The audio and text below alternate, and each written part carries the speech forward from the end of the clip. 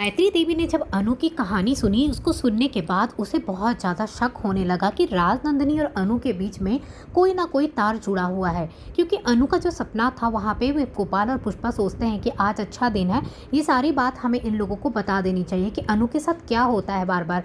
और यहाँ पे तभी गोपाल और पुष्पा बताते हैं कि अनु को दिखाई देता है सपने में वो भाग रही है, कभी कोई लड़की भाग रही है, कभी उसे ये दिखाई देता है कि कुछ गुंडे उसके ऊपर भाग रहे हैं, और कभी दिखाई देता है कोई यज्ञ हो रहा है। और इस तरीके से बहुत डरावने डरावने सपने आते। कभी कोई लड़का दिखाई देता है और आज तो उसे एक नई लड़की का चेहरा दिखाई दिया। तो अनु कहती है, और उस लड़की को मैंने पहले कभी नहीं देखा था, आज मुझे वो पहली बार दिखाई दी जब मैंने ये अंगूठी पहनी।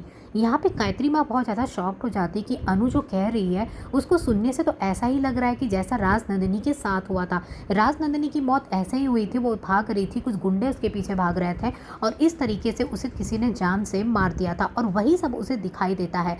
जिसको सुनने के बाद गायत्री देवी बहुत ज़्यादा शॉक्ड हो जाती है। उसे लगने लगता है कि आखिरकार ऐसा क्या कनेक्शन है राजनंदिनी और अनु के बीच में, और मुझे अनु हमेशा अपनी सी क्यों लगती है, ऐसा क्यों लगता है कि अनु नहीं, ये तो राजनंदिनी है। और यहाँ पे गायत्री देवी काफ़ी ज़्यादा शॉक्ड हो जाती है।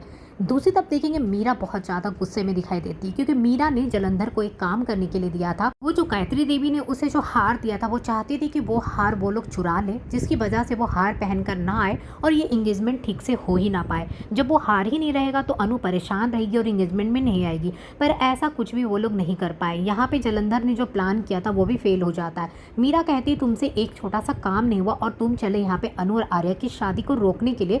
तुम एक इंगेजमेंट नहीं रोक पाए तो तुम शादी क्या रोकोगे। तो यहाँ पे जलंधर कहता कि मैंने ये काम रघुपति को करने के लिए दिया था और उसने वो हार चुरा भी लिया था, और उसने मुझे बताया था कि हार उसके पास है, लेकिन ये हार उसे मिला कैसे मुझे समझ में नहीं आ रहा है। तो मीरा कहती, चाहे जो हो, तुम तो ये काम कर नहीं पाए तो तुम क्या शादी रोक लोगे। तो यहाँ जलंधर कहता है कि आप परेशान मत होइए, शादी तो किसी भी हालत में नहीं हो पाएगी।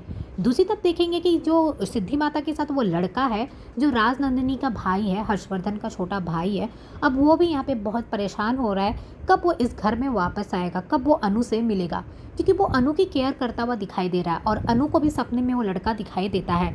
इसका मतलब अनु के साथ उसका बहुत ही अच्छा रिलेशन होने वाला है। अब वो लड़का भी जल्द से जल्द अनु से मिलने के लिए परेशान हो रहा है। इधर देखेंगे, जब पूरा एंगेजमेंट का सारा फंक्शन खत्म हो जाता है, सब लोग अपने अपने घर पे चले जाते हैं। यहाँ देखेंगे, जब सब लोग एंगेजमेंट का फंक्शन खत्म होने के बाद अपने अपने घर पे चले जाते हैं, तो गायत्री देवी बैठकर सोचने लगती है कि राजनंदिनी की जो मौत है वो अष्टमी वाले दिन ही हुई थी। जो जो अनु सपने में बता रही है वैसा ही राजनंदिनी के साथ हुआ था, और अनु का बर्थ भी अष्टमी वाले दिन ही हुआ है और उसे ये सपना भी अष्टमी वाले दिन ही आता है। आखिरकार अनु और राजनंदिनी में क्या कनेक्शन है।